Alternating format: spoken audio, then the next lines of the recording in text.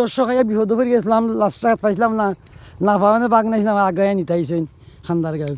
তো কিতাব এদিকে রাস্তা খারাপ যাইতে মই কোন দিকে যাইবার খলখলি রাস্তা হয়ে যাইবা কি আপনি নগাঁও ইয়া খলখাই রাস্তা হয় দি তো লোয়া কি চণ্ডীদরের রাস্তা হয়ে দি ওইদিকে হয় যাওয়া লাগবো। রাস্তা আচ্ছা। ভালো আছে, অসুবিধা নেই।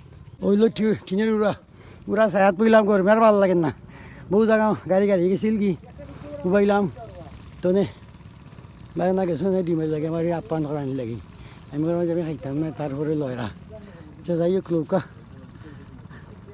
সম্মানিত দর্শক আইয়া ফসলাম আইয়া খান্দার গাঁও যে বাড়িতে আসলাম তো আইলাম তো ওখানে সার করে যাই ইটা বাইরে করে বর্ষা হলো ফাইনে টয়টুম্বুর হয়ে যায় ওই দুঃখ এমনি তো সুন্দরও লাগে দেখতে। ওই দুঃখ তার বাড়িঘর, ওই দুঃখ আমার বাগনা বাগনা কিতাব খালি বিয়া করাইছি কেন? কেন আমার মেয়ে বিয়া দিছি।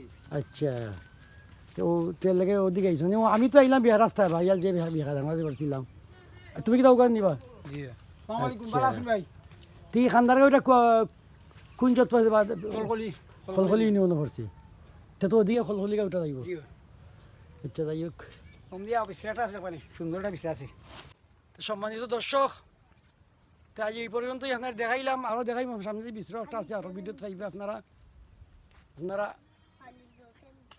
ফলো করে রাখুন যে ও বদরুল খান দেখাইব অন্য কোনো ভিডিওতে। আল্লাহ হাফিজ।